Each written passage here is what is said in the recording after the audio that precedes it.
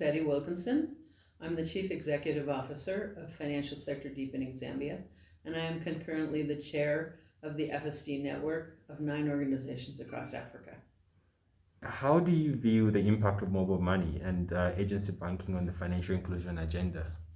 I think that it's essential around the world, and especially during this time of COVID where people can't really go and see each other close, large numbers. It's too risky. So with mobile money, a really interesting statistic in Zambia is that the FinScope in 2015 measured the number of the people, the percentage of the population using mobile money. In 2015, it was 14%. In 2020, it was 58.5%. So this is a market that exploded in 5 years. And when I first came back to Zambia in 2016, you wouldn't even think about going to buy tomatoes in the market and paying with mobile money. You always had to have cash.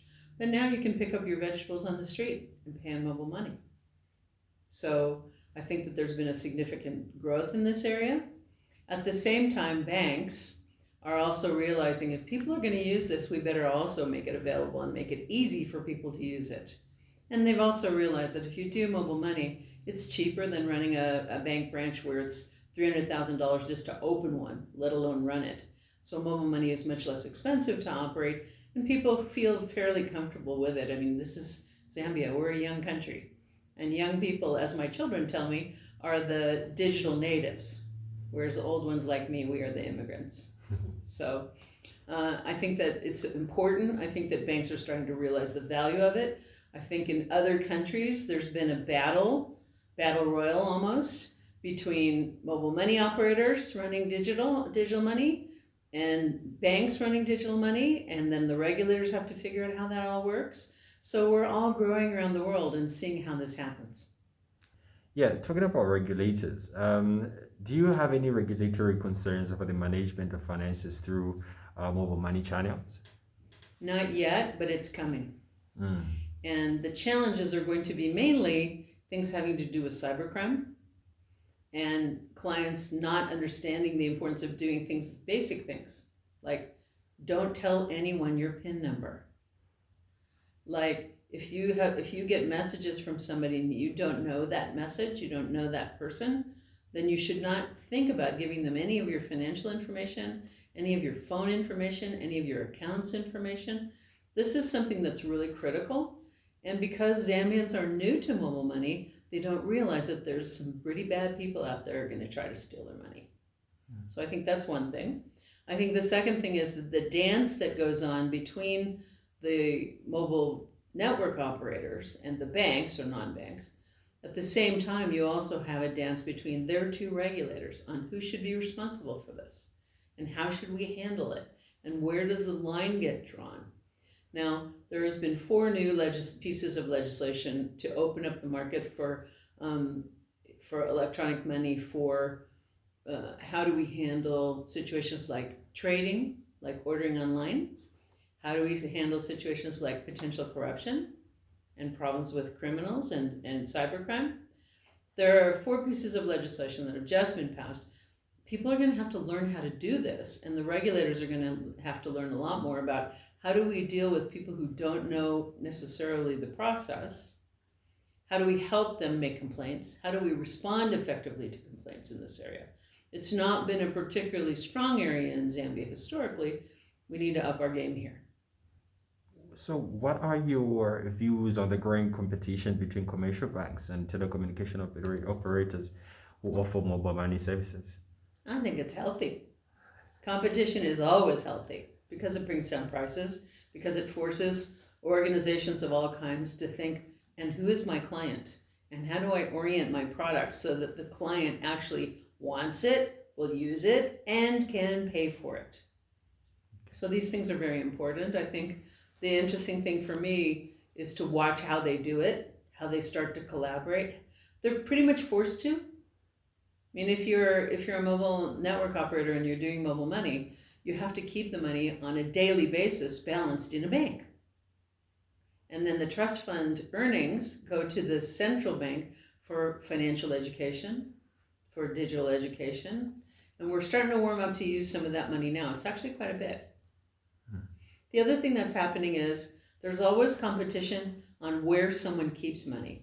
And Zambians are getting better about saving because they know how important it is. And that's something that I think COVID really taught people. You have to have a backup plan. So if you're saving money, we discovered from the FinScope this last round that people are keeping a lot more money in their mobile money accounts. Why? Because it's cheaper. You don't get charged fees. Whereas if you keep your money in a savings account, you may or may not get interest that offsets the fees that the banks may be charging you for operating of that account or withdrawal of funds. So these kinds of things are going back and forth, and for me, it's very interesting to see it. Overall, considering what you've just stated, what is your outlook of the future of financial services in Zambia, really? Oh, I'm so excited. I can barely stand it. Let's talk about the things that I think are going to change the game. Okay. The first is that the government is incorporating financial education as a course in the national curriculum across the country from grades 1 to 12. Grades 8 to 12 is being rolled out right now.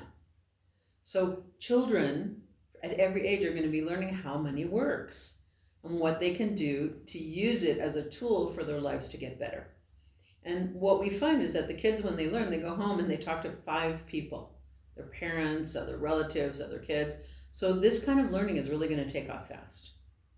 The second thing that's happening is that Zambians are starting to save more. That's been really an important lesson. It's a lesson that unfortunately in my country we don't do enough of. People don't save enough of their money. They buy too many things. Well, in Zambia, people have realized, if I don't save, how am I going to pay school fees? How am I going to build a house? How am I going to buy a car?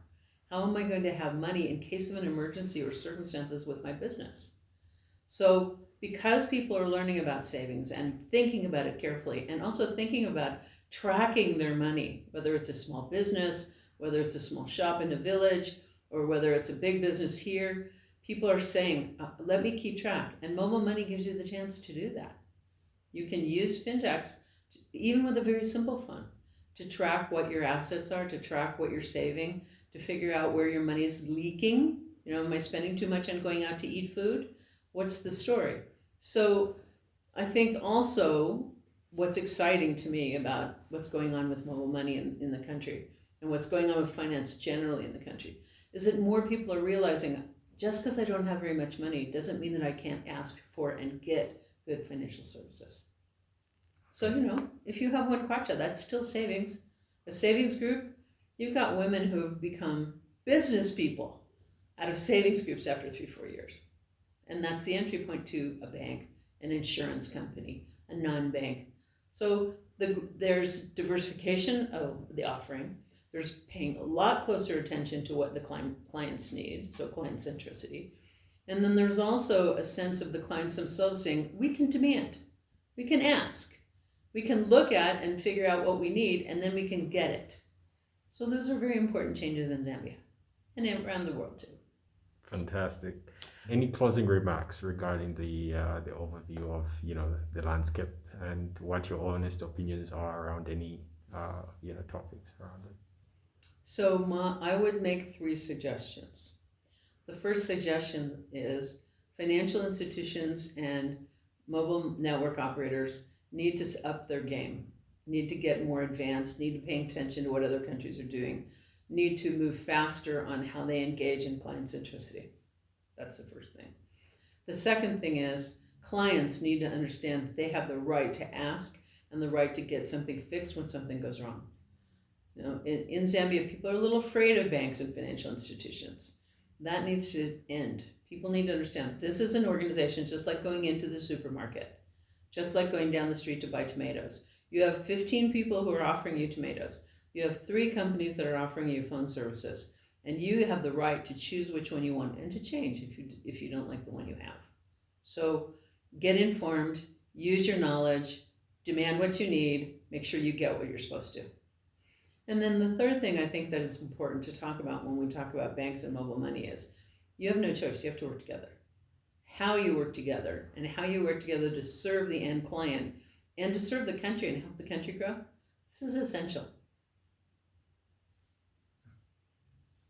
Fantastic. Thank you very much for your time and allowing us the time to actually have a chat around this.